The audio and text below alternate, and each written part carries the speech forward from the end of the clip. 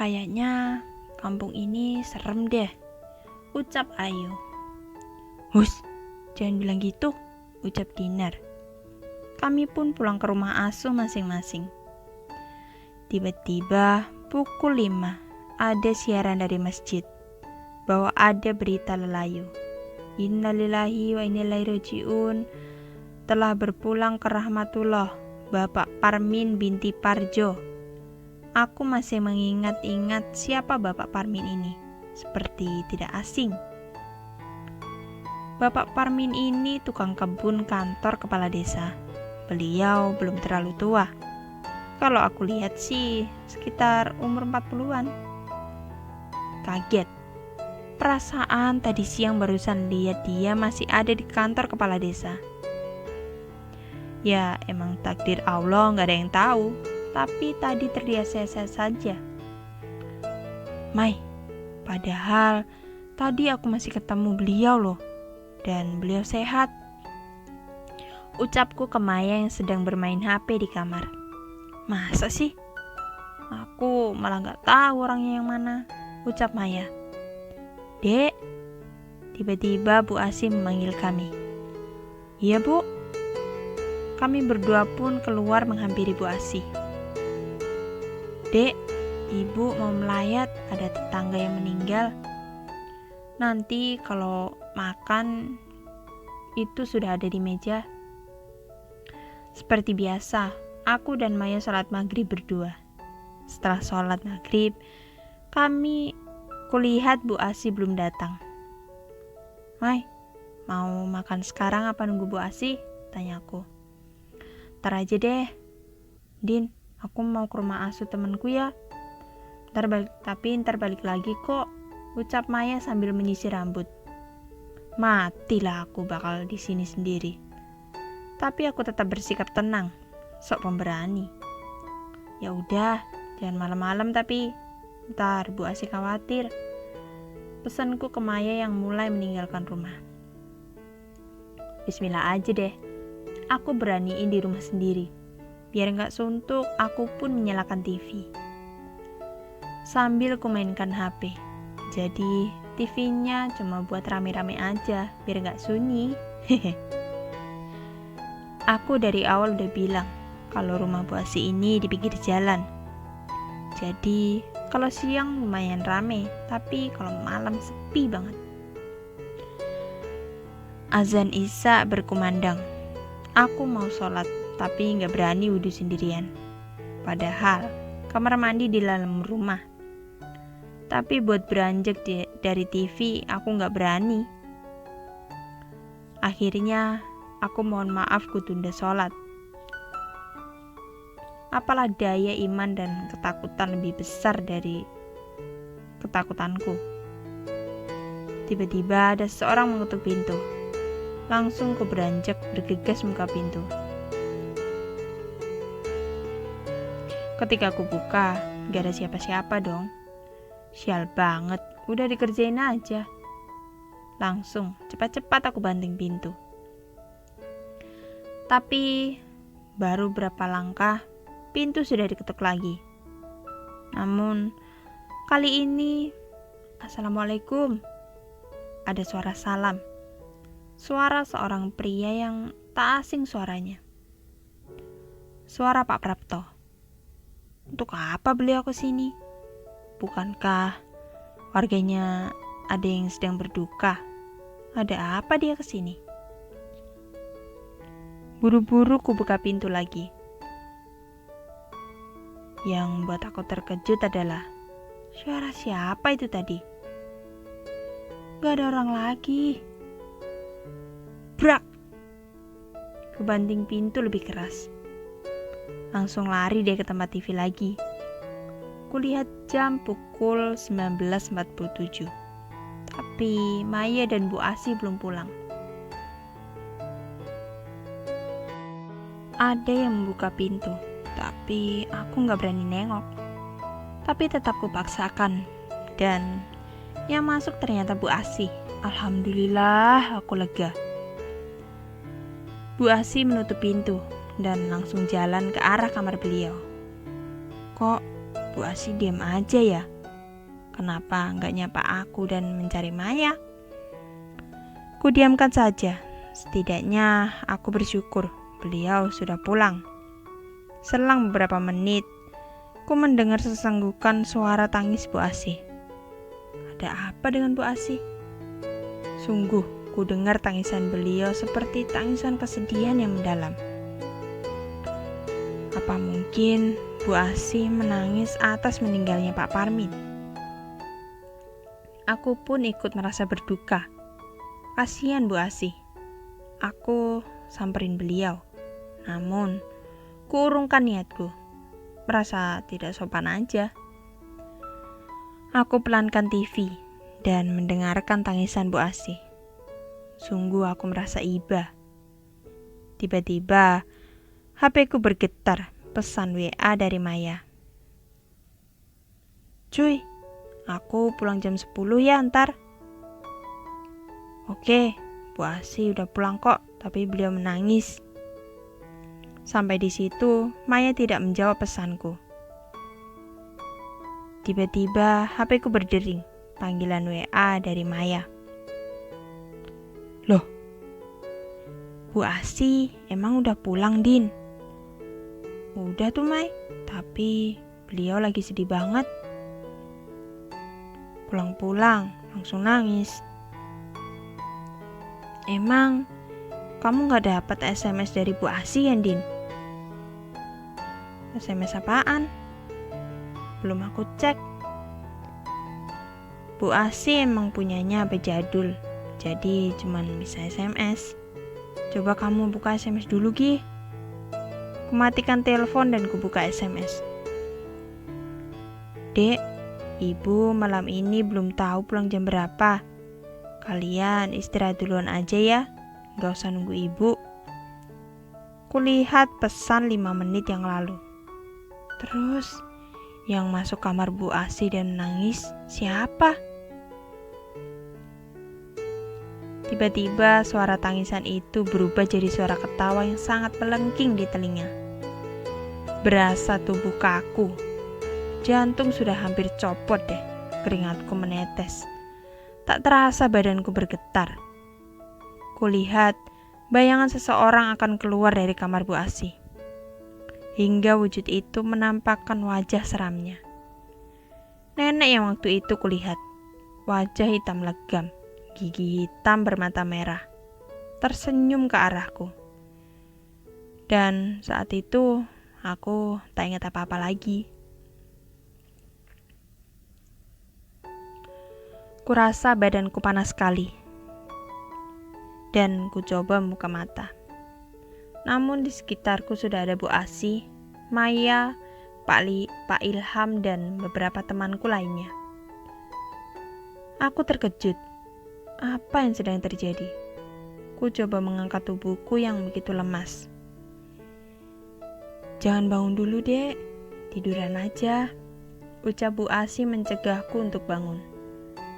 Ada apa ini, Mai? Kok badanku lemas banget? Ucapku sambil melihat Maya yang menangis. Maya hanya diam dan tetap menangis. Ku ingat-ingat apa yang terjadi. Ya, aku melihat wujud seorang nenek yang menyeramkan. Karena Dek Andin sudah bangun, sekarang kita semua pulang ke tempat masing-masing. Biar Bu Asi dan Maya yang menemani Dek Andin, ujar Pak Ilham. Pak Ilham ini ustadz di kampung. Pak, saya ikut teman-teman aja, tangis Maya sambil memegang tangan Pak Ilham. Sebagai teman yang baik, sebaiknya kamu menemani Dek Andin di sini ya. Toh, sudah ada Bu Asi. Ucap lembut Pak Ilham sambil tersenyum menyenangkan Maya. Baru 2 hari di sini, tapi sudah menyiksa. Aku telepon papaku aja, biar dijemput.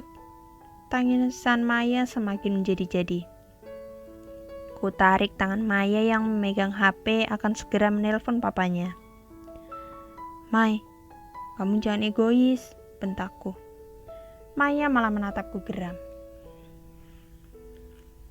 Mai, Kamu harus mikirin kita semua. Bu Asih, sekolah kita. Dengan tindakan kamu seperti itu, yang ada malah jadi kasus yang sangat merugikan untuk warga dan sekolah kita. Sedikit kesal aku kala itu. Kulihat Bu Asih meneteskan air mata. Emang cuma mereka yang dirugikan? Kalau aku mati jadi tumbal orang sini gimana? Kamu mau mati konyol karena jadi tumbal? Maya semakin memanas. Dari awal aku di sini, aku udah yakin kampung ini kampung tumbal. Semua warganya saling menumbalkan keluarganya atau saudaranya. Dan asal kamu tahu, anak Bu Asih itu bukannya merantau, tapi meninggal karena jadi tumbal, teriak Maya. Kulihat Bu Asih langsung menatap Maya dengan penuh kemarahan. Kamu jangan sok tahu dan asal bicara ya. Api amarah membakar wajah Bu Asih. Saya sudah tahu semuanya. Kedua anak ibu meninggal karena jadi tumbal bapaknya sendiri.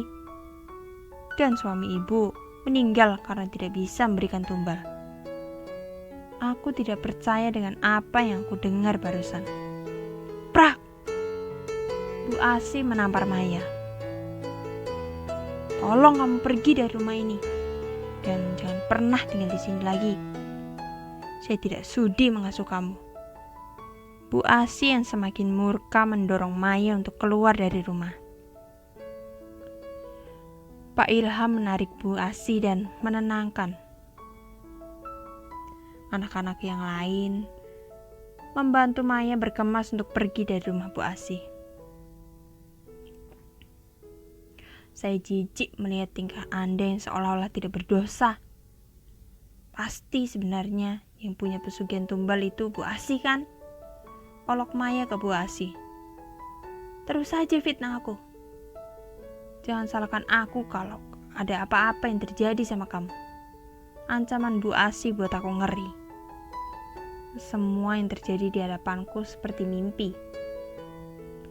Kepalaku semakin pusing sekali.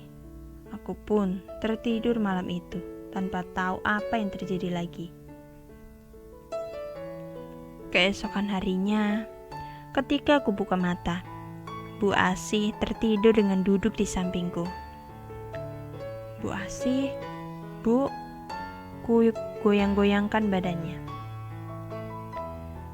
Dek Andin sudah bangun, ucap Bu Asih. Kulihat Bu Asih sudah menjadi Ibu Asih yang sepertinya. Bukan Bu Asih yang menyeramkan seperti semalam. Dek, maafkan Ibu ya. Bu Asih kembali meneteskan air mata. Maafkan apa, Bu? Ucap sambil kuusap baunya untuk menenangkan. Masalah kejadian semalam, kini tangisan beliau semakin mendalam. Sudah, saya nggak apa-apa kok, Bu. Ucapku tiba melihat Bu Asih seperti itu. Dek, sebenarnya apa yang dikatakan Dek Maya itu benar. Ucap Bu Asih sambil menatapku. Dek, benar gimana maksudnya nih, batinku? Maksudnya, Bu? Anak-anak saya sebenarnya bukan merantau, tapi mereka sudah meninggal dijadikan tumbal suami saya. Jantungku semakin berdegup kencang. Sumpah, ngeri juga. Saking takutnya, aku sadar mengundurkan diri ke tembok. Bu Asih berdiri dan menghapus air matanya dan tersenyum. Tenang, kamu anak baik kok. Ibu gak bakal nyakitin kamu. Yang penting kamu gak macem-macem sama ibu. Wajah Bu Asih berubah sedikit menyeramkan lagi. Dadaku serasa sesak, pengen nangis rasanya. Bu Asih kembali tersenyum khas Bu Asih seperti biasanya. Sudah, kamu mandi sana, Dek. sambil berjalan meninggalkan aku. Nafasku kembali dan serasa ngos-ngosan. Apa yang sebenarnya terjadi sama Bu Asih? Pukul 9 pagi, Kamis. Kami semua dikumpulkan untuk apel. Acara yang dilakukan selanjutnya. Ku cari-cari Maya tapi tak kutemukan dia. Aku bertemu Ines anak HIPA yang sekelas dengan Maya. "Hai Nes, mana Maya di mana?" tanyaku sambil mendekat ke arahnya. Andin, udah sembuh? Kamu gak tahu ya? Maya kemarin kesurupan dan demam. Jadi dibawa pulang deh ke rumah, senyum Ines. Hah? Ini seriusan? Tanyaku tak percaya. Ines mengangguk dan berpamitan denganku untuk kembali ke barisan anak IPA. Aku hampir jatuh karena terkejut dengan apa yang terjadi. Apakah sebenarnya Bu Asih orang jahat? Tak bisa aku percaya. Saat ini aku harus berhati-hati dengannya. Hari ini hari Kamis, hari ketiga kami di kampung ini. Begitu banyak pertanyaan yang ditujukan padaku oleh teman-teman. Namun, kali ini aku tak mau banyak bicara. Aku malas untuk bercerita, atau lebih tepatnya, aku takut sama Bu Asih. Kalau dia tahu aku cerita-cerita, terus dia marah gimana? Sial, malam Jumat, aku harus tinggal berdua sama Bu Asih yang baru ketahui ternyata dia lebih menakutkan daripada Pak Prapto. Malam ini, kuputuskan untuk menginap di rumah Mutia dan Lutfi. Kan enak, adem, wifi lancar. Setelah kegiatan, aku berjalan bersama Mutia dan Lutfi. Mereka bercandaan gitu kan. Aku hanya diam. Gak tahu kenapa. Aku ngerasa gak nyaman dan resah banget. Aku takut kalau aku korban tumbal Bu Asih. Aku takut Maya kenapa-napa. Kulihat jam sudah menunjukkan pukul 5 sore. Kita sampai di rumah asuh Mutia. Aku bergegas mandi dan memakai baju seadanya punya Lutfi, karena baju kita seukuran. Oh ya, rumah Bu Asih dan rumah asuh Mutia ini agak jauh ya. Bu Asih kampung 1, ini kampung 2. Kalau dari rumah Bu Asih ke kampung ini harus melewati kebun-kebun yang lumayan agak rimbun dan serem. Gak ada penerangan. Azan maghrib telah tiba. Aku, Mutia, dan Lutfi menunaikan sholat maghrib berjamaah di kamar. HP-ku berbunyi beberapa kali, menandakan ada panggilan telepon. Tapi tak kuhiraukan. Aku lanjutkan membaca Al-Quran. Sambil menunggu azan Isya, tak terasa 2 juz telah kubaca hingga azan Isya berkumandang. Aku melanjutkan sholat Isya dan aku kembali tadarus untuk menyelesaikan 3 juz. Kira-kira pukul 7.30 aku telah selesai. Kulihat HP ada beberapa panggilan dari Bu Asih dan teman yang berada satu kampung bersamaku. Bu Asih mengirimkan pesan. "Dek, di mana? Ibu khawatir." Khawatir, batinku. Khawatir korban tumbalnya lari. Aku memutuskan untuk tidur karena lelah sekali. Aku sama sekali tak memikirkan Bu Asih. Aku sudah benci dengan dia.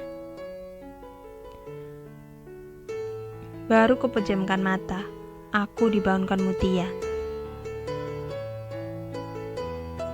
Dia memberitahuku bahwa Bu Asih, Pak Ilham, serta 2 guru mencariku sampai sini. Aku nangis kala itu, tak mau kembali ke rumah itu. Aku takut. Tapi Bu Asih memelukku dengan wajah sedih, seperti seorang ibu yang kehilangan anaknya. Aku makin jijik lihat wajah dia. Toh, dia yang mengorbankan kedua anaknya. Dia terus memohon dan menangis agar aku pulang. Entah kenapa, malam itu aku luluh mau pulang ke rumah Bu Asih. Toh yang menumbalkan anaknya, suaminya, pikirku. Sesampainya di rumah Bu Asih, sudah disediakan makanan. Aku pun makan malam berdua bersama Bu Asih. Walaupun aku sudah mau kesini, perasaan takut itu masih menghantuiku.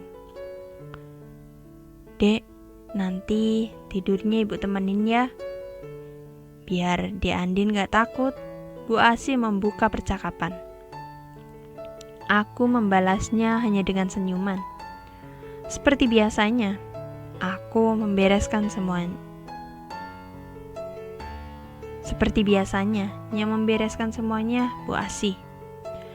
Aku langsung masuk kamar, karena aku benar-benar capek banget dan badanku sakit semua. Tak terasa, aku pun tidur pulas, dan aku bermimpi.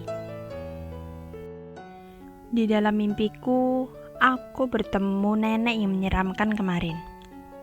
Dia tertawa-tawa melihat wajahku. Badanku berkeringat, dan aku berusaha lari. Namun, dia ada di mana-mana. Dan suara tertawanya yang khas membuat telingaku ingin pecah. Aku pun berteriak, hingga terbangun dan Bu Asih sudah ada di sampingku. Dia memelukku. Badanku panas dan berkeringat banyak. Siapa yang berani mengirimkan itu ke sini? Awas saja. Gumam Bu Asih seperti waktu itu. Aku salah menilai Bu Asih. Ternyata beliau benar-benar mengkhawatirkanku. Bu Asih mengompres keningku dan menemani malamku. Hingga pagi subuh aku terbangun. Badanku sudah enakan kala itu. Aku mengambil air wudhu dan sholat subuh. Hari ini hari terakhir aku di sini. Tak ada kegiatan. Hari terakhir ini kuhabiskan dengan menonton TV dan bermain HP. Tiba-tiba aku dapat pesan dari Maya. Malam ini puncaknya pertunjukanmu di situ. Awas, Bu Asih mengawasimu terus. Kamu harus hati-hati. Kamu ngomong apa sih, Mai? Aku gak ngerti deh. Kutunggu hingga setengah jam, Maya tidak membalas. Bu Asih di warung depan sedang berjualan. Tiba-tiba, ku dengar ada orang minta tolong. Aku pun berlari keluar. Betapa terkejutnya. Seseorang terjatuh dari motor di depan rumah Bu Asih. Dengan keadaan badan hancur, aneh bukan? Aku tak mengenali orang tersebut, namun tahu dia perempuan. Namun ku dengar orang menyebut nama Mbak Tuti. Aku ingin muntah dan pingsan kala itu, karena melihat kecelakaan tragis seperti itu. Bu Asih mengajakku untuk masuk ke rumah. Bu, Mbak Tuti itu siapa? Tanya aku. Itu sekretarisnya si Kades, Pak Prapto. Kemarin istrinya. Terus Joko pegawai kantor desa. Pak Parmin tukang kebun kantor Kades. Sekarang Mbak Tuti sekretaris dia. Emang kejam si Prapto. Bu Asih geram. Aku diam mendengarkan cerita Bu Asih. Dari tadi aku di warung gak dengar ada suara tabrakan. Tapi kok aneh, si Tuti bisa hancur badannya, ucap Bu Asih. Aku mual mengingatnya. Sekarang ini kamu yang diincar sama Prapto, Dek. Aku yakin itu. Beberapa kali kiriman dia menyerangmu, ucap Bu Asih sambil menatapku tajam. Lemas langsung badanku. Apa salahku sampai mau dijadikan tumbal? Sumpah, aku geram banget sama Pak Prapto. Pengen aku bunuh duluan dia. Terus saya harus gimana, Bu? Saya takut, rengekku. Tenang saja, Nanti kamu saya yang bantu, jawab Bu Asih penuh percaya diri.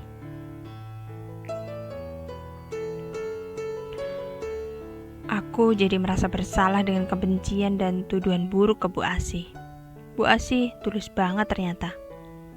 Sore itu, Bu Asih menyiapkan sajen-sajenan di meja makan, dan ada darah ayam.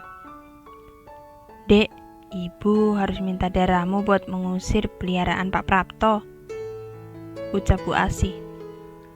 Terus caranya gimana, Bu? Sobek dikit pakai pisau ya. Dikit kok, yang penting darah kamu keluar, ucap Bu Asih.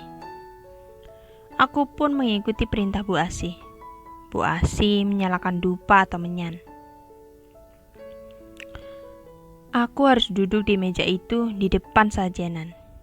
Di depanku menyala menyan dan darahku dan ayam. Dek, ibu mau melayat ke rumah Mbak Tuti. Adek di rumah dulu ya. Pamit Bu Asih.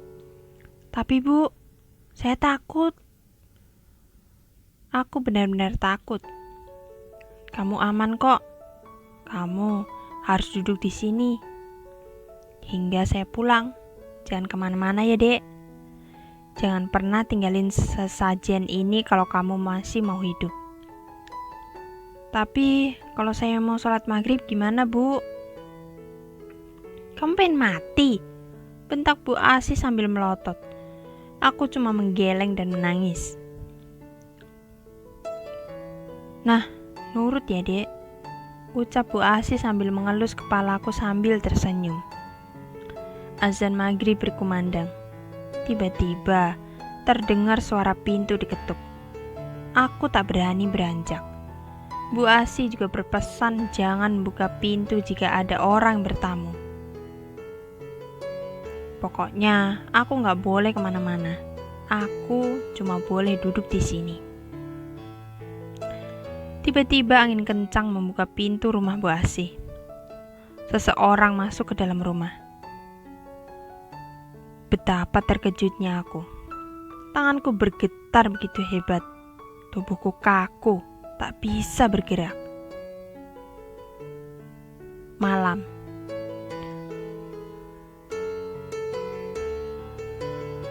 Nenek tua memasuki rumah Bu Asih. Dengan kekeh tawanya yang membuat bulu kuduku merinding. Tubuhku kaku tak bisa bergerak sama sekali. Nenek tua itu semakin mendekat ke arahku. Aku berusaha berteriak, namun tak bisa. Jantungku berdegup kencang, badanku memanas. Ndak usah takut ya, Cuk. Nenek itu mendekat dan mengusap rambutku. Tubuhku bergetar hebat. Kulirik ke arahnya, sungguh menyeramkan wajahnya. Tiba-tiba dia mencekikku hingga aku sulit bernafas. Aku berusaha melepaskan cekikan itu, sampai menyan dan sajen di meja berantakan. Cengkeraman nenek itu benar-benar kuat, sampai aku benar-benar gak bisa nafas. Ku tendang nenek itu sampai cekikan itu terlepas dan dia terjatuh. Aku terbatuk-batuk hendak mau lari. Nenek itu berubah wujud menjadi sosok berbulu tinggi, bermata merah dan bertaring. Kukunya hitam dan sangat panjang. Digenggamnya kakiku kuat sekali, hingga aku jatuh terduduk di lantai. Aku berusaha berteriak, tapi tak terdengar.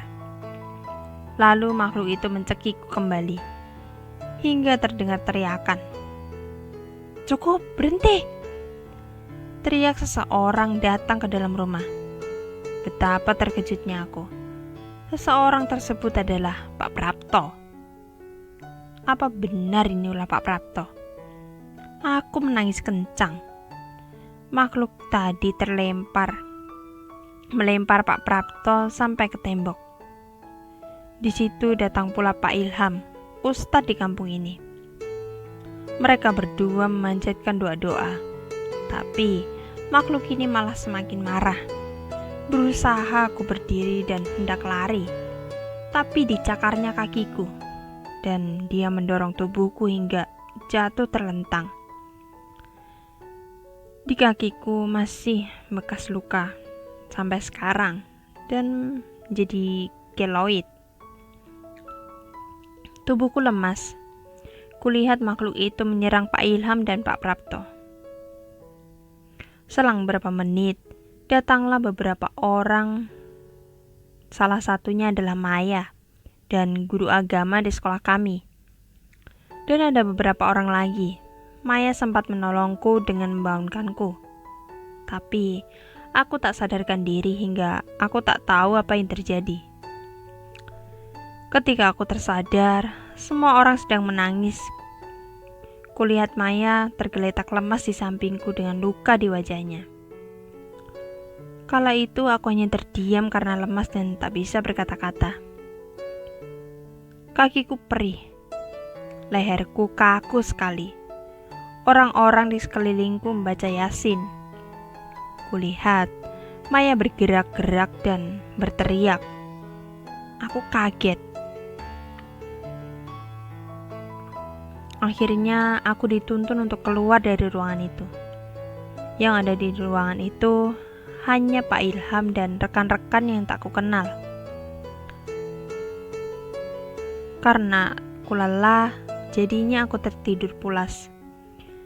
Yang kuingat ada seorang ibu berjilbab yang mengelus-ngelus luka di kaki dan leherku.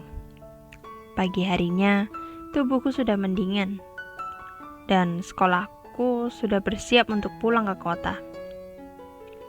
Kulihat Maya juga sudah sadar dan mendingan. Wajahnya ditambal pakai perban. Sebelum pulang, aku dan Maya diajak berkumpul di kantor Kades. Awalnya, aku menolak. Jujur, aku takut dan malas bertemu Pak Prapto. Aku begini karena dia. Dari awal, Bu Asi udah bilang, orang yang paling tega menumbalkan istrinya, Pak Prapto. Udah Din, kita ikut aja. Biar kamu juga tahu cerita yang sebenarnya dan apa yang terjadi di sini. Ucap Maya. Akhirnya aku menurut untuk ikut. Sesampai di sana, sudah ada Pak Prapto, Pak Ilham, Pak Santo, kepala sekolah kami, dan Bu Indri, wanita yang menyembuhkan lukaku. Kami pun dipersilakan masuk dan duduk. Aku malas menatap wajah Pak Prapto. Namun, akhirnya Pak Prapto minta maaf dan menjelaskan apa yang terjadi.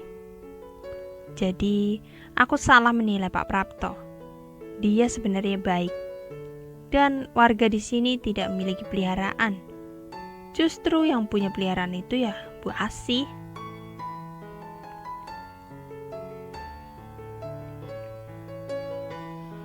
Wanita tua yang menerorku itu peliharaan dia. Dan ternyata rumah yang aku tinggalin itu bukan rumah asli Bu Asi. Bu Asi memiliki 4 sawah, peternakan sapi, pertanian tembakau, dan lain-lain. Jadi, awalnya Bu Asi ini kerja menjadi TKI. Suaminya seorang kades.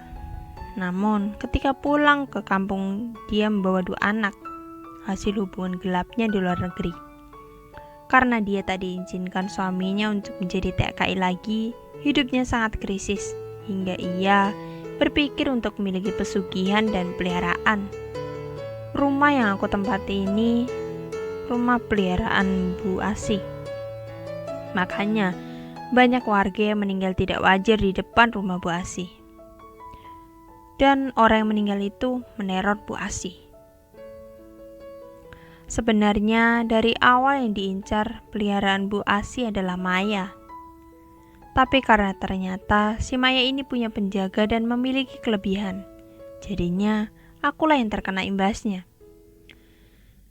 Si Maya gegerin pulang ya, karena dia tahu bakal jadi korban tumbal Bu Asi. Sekarang Bu Asi sedang buron alias dalam pencarian.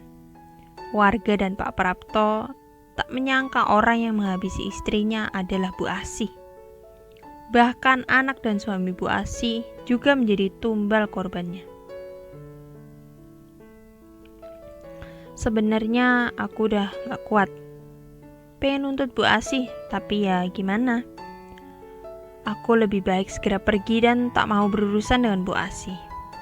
Kalau soal tuyul itu, memang banyak memelihara tuyul, tapi bukan dari kampung ini, dari kampung lain. Cuma tuyulnya lari ke kampung ini. Setelah kita semua pulang dari sana, aku diruqyah. Sampai beberapa bulan aku baru sembuh. Dan yang seram, Bu Asih masih sering SMS aku. Karena aku takut dan masih ada trauma, jadi aku memutuskan untuk ganti nomor HP. Dan dengar-dengar dari adik kelasku yang live in di tahun berikutnya, depan gang kampung sudah bukan rumah tapi masjid. Dan tidak ada lagi orang tua asuh yang bernama Asih.